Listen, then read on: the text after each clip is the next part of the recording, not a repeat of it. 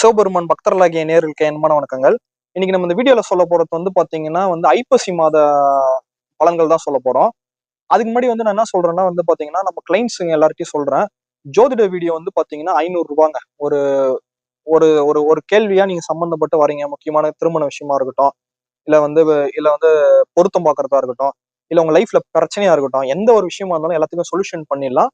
அதுக்கு consultation fees, ஓகேங்களா? கன்சல்டேஷன்னா நம்ம ஒரு 1/4 மணி நேரம் பேசலாம், ஓகேங்களா? கன்சல்டேஷன் 1/4 மணி நேரம், 10 நிமிஷம் தான் பேசுவோம். ஒரு 1/4 மணி நேரம் பேசலாம். 500 ரூபாய் சார்ஜ் பண்றேன். நீங்க அதை பார்த்து பயன் அடையுங்கள், ஓகேங்களா? சரி, ஓகே. இப்ப நான் ஐப்பசி மாத பலன்கள் சொல்றேன். ஐப்பசி மாதம் பாத்தீங்கன்னா 1ஆம் தேதி ஆரம்பிச்சு 30ஆம் தேதி 30 நாட்கள் இருக்குதுங்க. இதை ஃபர்ஸ்ட் தெரிஞ்சுக்குங்க.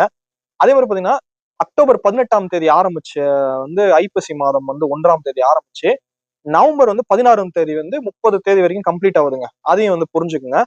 ஓகே, நாம பேசிக்கா சில விஷயங்கள் சொல்லிட்டு அனைத்து ராசிக்காரங்களுக்கும் நம்ம போலாம் ஃப்ரெண்ட்ஸ், ஓகேங்களா? அதெல்லாம் பொறுமையா கேளுங்க. அதுக்கப்புறம் பலன்குள்ள போயிடலாம் ஒரு ராசிக்கும், ஓகேங்களா? இப்ப பேசிக்கா பாத்தீங்கன்னா எப்பவுமே மாத ராசி பலன்கள் சொல்றது ரொம்ப ரொம்ப கஷ்டங்க.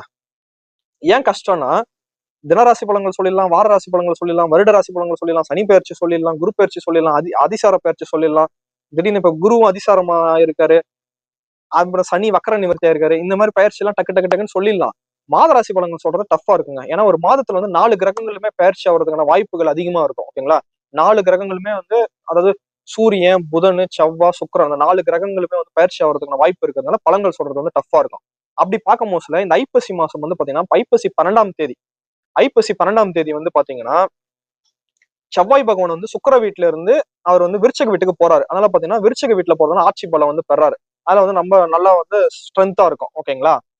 அதுக்கப்புறம் பாத்தீங்கன்னா சுக்கிர பகவான் ஐப்பசி 18ஆம் தேதி நீச்ச வீட்டுல இருந்து அவர் துலாம் வீட்டுக்கு போய் ஆட்சி பலத்துல பெறாரு. ஒரு 18 நாள் நீச்ச பவர் லெஸ்ல இருந்து அவரு. அதுக்கப்புறம் 18 நாள் கழிச்சு அந்த அந்த வீட்டுக்கு போறாரு. இந்த ஒரு விஷயம் நடக்குதுங்க. புதனும் புதன் சுக்கிரனோட வீட்லயும், சுக்கிரன் பகவான் புதனோட வீட்லயும் இருக்கிறதுனால பரிவர்த்தனையில இருக்கிறதுனால நீச்சமா இருக்கிறாரு சுக்கிரன். புதன் பலமா இருக்கிறதுனால இது பாத்தீங்கன்னா புதன் எவ்வளவு பலம் ஏறாரோ அவரோட பலத்தை கொஞ்சம் டிரான்ஸ்பர் பண்றாரு, கொஞ்சோண்டு கொடுக்குறாரு. அப்பனா சுக்கிரனோட பலம் எகிரும். இந்த மாதிரி விஷயம் இருக்கு, ஓகேங்களா? இதுதான் ஐப்பசி மாதத்துல சொல்லக்கூடிய பொதுவான விஷயங்கள் ஆகிட்டு நம்ம ஒரு ராசிக்காரங்களுக்கான பலன்கள் என்னன்னு சொல்லிட்டு பார்க்கலாம் ஃப்ரெண்ட்ஸ், ஓகேங்களா? நம்ம ஒரு ராசிக்காரங்களுக்கான பலன்கள் என்னன்னு சொல்லிட்டு பார்க்கலாம். ஓகே, ஃபர்ஸ்ட் பாத்தீங்கன்னா மேஷ ராசிக்காரங்கள் நேயர்களுக்கு அன்பான வணக்கங்கள்.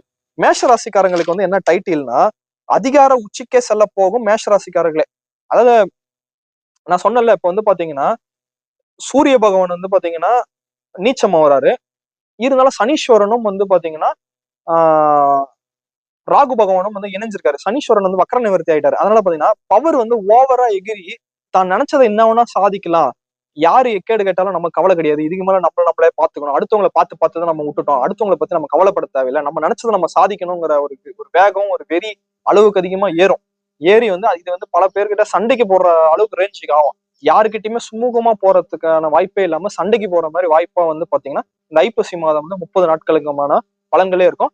செவ்வாய் பகவானும் பாத்தீங்கன்னா சனீஸ்வரோட பார்வையில போறதுனால பல விஷயங்கள் உங்களுக்கு யாரெல்லாம் கெடுதல் பண்ணாங்களோ, யாரெல்லாம் உங்க துன்பத்தை உள்ளாக்குனாங்களோ எல்லாத்தையும் கண்டுபிடிச்சு கடைசியில என்ன யாரெல்லாம் டிஸ்டர்ப் பண்ணீங்களோ, யாரெல்லாம் பண்ணீங்களோ அவங்களுக்கு நான் ரிவிட் அடிக்கிறேங்கிற மாதிரி உங்களோட பராக்கிரமத்தையும் உங்களோட பிடிவாத குணத்தையும் அதிகார உச்சிக்கே செல்ல போகும் மேஷராசிக்காரங்களேங்கிற மாதிரி பலன்கள் இருக்கு.